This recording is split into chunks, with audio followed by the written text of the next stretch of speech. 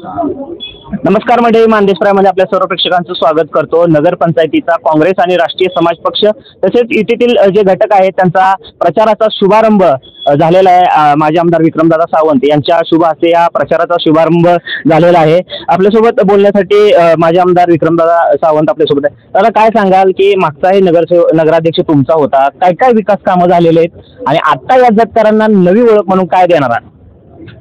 एक आहे की गेल्या 5 वर्षामध्ये कालावधीमध्ये काँग्रेसचाच या ठिकाणी नगराध्यक्ष होता।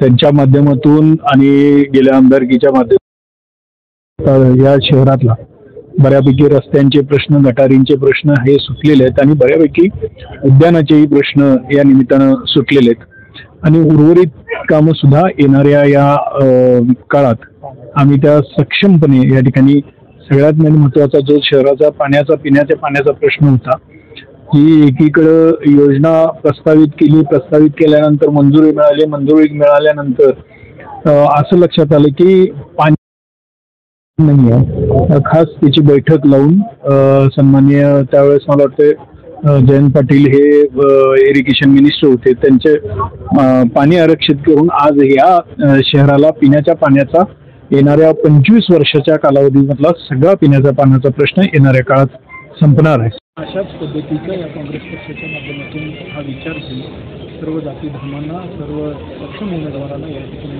बरोबर घेऊन जत शहराचा विकास या ठिकाणी येणाऱ्या काळात करा। जतच्या वैभवात भर घालणाऱ्या ज्या काही गोष्टी आहेत त्या आणण्याचा काय तुमचा प्रयत्न आहे का? नक्की, कारण सगळ्यात महत्त्वाचा जत जरी महाराष्ट्रात सगळ्यात शेवटचा तालुका असला की विधानसभा मतदारसंघ असेल तरी सुद्धा या तालुक्यात एक ऐतिहासिक जे जत संस्थान आणि आज त्या संस्थानाच्या चिंगीबाबाच्या मंदिरात आज या निमित्तानं आमचा हा प्रचार शुभारंभ होतो। निश्चितपणानं येणाऱ्या काळात हा जो आशीर्वाद चिंगीबाबांनी जतची जनता त्या निमित्तानं आमच्याबरोबर राहील आणि आम्हाला या चॅनलला हे करण्यास मदत करेल। जतची वाढती बेरोजगारी, एकीकडे जतला एक दुष्काळी भाग म्हणून ओळखलं जायचं, तशीच जतची जी वाढती बेरोजगारी आहे यासाठी तुमचे काय प्रयत्न राहणार आहेत? या निमित्तानं ही कारखानदारीच्या माध्यमातून या तालुक्यातला रोजगार देण्याचा प्रयत्न केला। या तालुक्यातली बेरोजगारी संपण्याच्या दृष्टिकोनातून आज वेगवेगळे उद्योग या निमित्तानं जतमध्ये शहरामध्ये जतच्या शहराच्या आसपास येत आहेत। त्या निमित्ताने निश्चित येणाऱ्या काळात जत बेरोजगारीचं हे संपलं। इथले जे आमदार आहेत गोपीचंद पडळकर, त्यांनी ज्या विकासाच्या काही घोषणा केल्या त्या अंमलात येत आहेत का? त्याच्याबद्दल मी जास्त काही बोलणार नाही, कारण ज्या पद्धतीनं भाजपच्या माध्यमातून या ठिकाणी फक्त पोस्टरबाजी होती आणि प्रत्यक्षात या ठिकाणी म्हणजे प्रत्यक्षात मात्र काही नाही अशी परिस्थिती या जत तालुक्याची आहे। शेवटचा प्रश्न असेल, जतकरांना काय आव्हान कराल? जतकरांना एक आहे की या ठिकाणी जे काही आमच्या काँग्रेस पक्षाच्या महाविकास आघाडीच्या माध्यमातून जे काही उमेदवार आम्ही आज सक्षम उमेदवार दिलेले हे तळागाळातले उमेदवार आहेत, तळागाळातल्या लोकांचे प्रश्न सोडवणारे आज उमेदवार आहेत आणि त्यानिमित्तानं येणाऱ्या काळात जतची जनता ही आमच्या पाठीशी राहील आणि निश्चितपणे। तर हे होते माझे आमदार विक्रमदादा सावंत। जतच्या विकासामध्ये भर घालण्यासाठी आमचा नेहमी प्रयत्न राहील। त्यांनी जो नगराध्यक्षपदाचा चेहरा दिलेला आहे ते सुजयनाना शिंदे आपल्यासोबत आहे। काय सांगाल की कोणता अजेंडा घेऊन मतदारांपर्यंत जाणार? एक शाश्वत विजन घेऊन मतदारांपर्यंत जाणार आहे।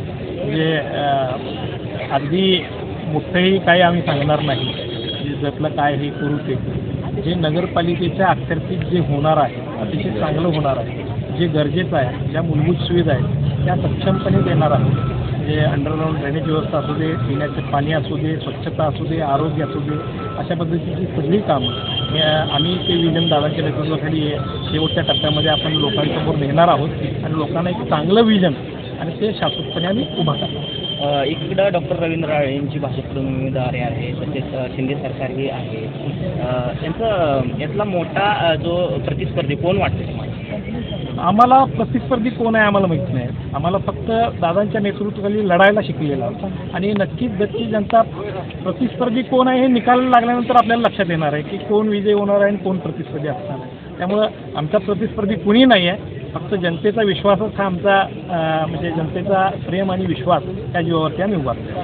जतमध्ये तुमचा राजकीय शत्रू कोण आहे? तसा वैचारिक मतभेद धरलं तर काँग्रेस पक्षाचा म्हणजे विचाराच्या विरोधात असणारा पक्ष म्हणजे भाजप, आणि भाजपच आमचा विरोधी पक्ष आहे. विजयासाठी पोहोचण्यासाठी काय रणनीती आहे? तसं तरी जाहीरपणे सांगायचं नसते, परंतु तरी सांगतो, विजयासाठी रणनीती काही नाही आहे. जनतेचा विश्वास, जनतेचं प्रेम हाच आमचा विजय आहे. आपल्यासोबत युतीतले जे घटक आहेत ते राष्ट्रीय समाज पक्षाचे जे विक्रम भैया ढोणे आहेत त्यांची सुद्धा आपण काय सांगाल? इकडं काँग्रेससोबत तुम्ही राष्ट्रीय समाज पक्षाची युती केली आहे, तसेच आणखी काही युतीतले तुमच्यासोबत घटक आहेत. विजय निश्चित आहे? निश्चित विजय आहे, कारण जतकरांना नक्कीच माहीत आहे कुणाच्या नेतृत्वावरती विश्वास जतकरांनी आजपर्यंत जतच्या ज्या विकासाचा जो झाला आहे तो काँग्रेस पक्षाच्या माध्यमातूनच झालेला आहे, आणि त्यामुळे निश्चित जतकरांना पूर्णवेळ काम करणारा एक आदरणीय दादांनी जो उमेदवार दिलेला आहे हा व्हिजनरी असलेला, व्हिजन असलेला तरुण चेहरा आहे. ज्यांनी यापूर्वी नगरपालिकेचं कामकाज केलेलं आहे, यापूर्वी ग्रामपंचायतीमध्ये कामकाज केलेलं, त्यांना सामाजिक राजकीय वारसा असलेला आहे, आणि जत शहराच्या प्रत्येक प्रश्नाची जाणीव असलेल्या, प्रश्नाची सोडवणूक करण्याची क्षमता असलेला हा उमेदवार असल्यामुळे निश्चित आम्हाला विजयाची खात्री आहे. आवाज माणदेशाचा, माणदेशातील प्रत्येकाचा. माणदेश प्राईम सबस्क्राईब करा आणि अपडेट रहा. नवीन व्हिडिओच्या नोटिफिकेशनसाठी बेल आयकॉनचं बटन दाबा. धन्यवाद.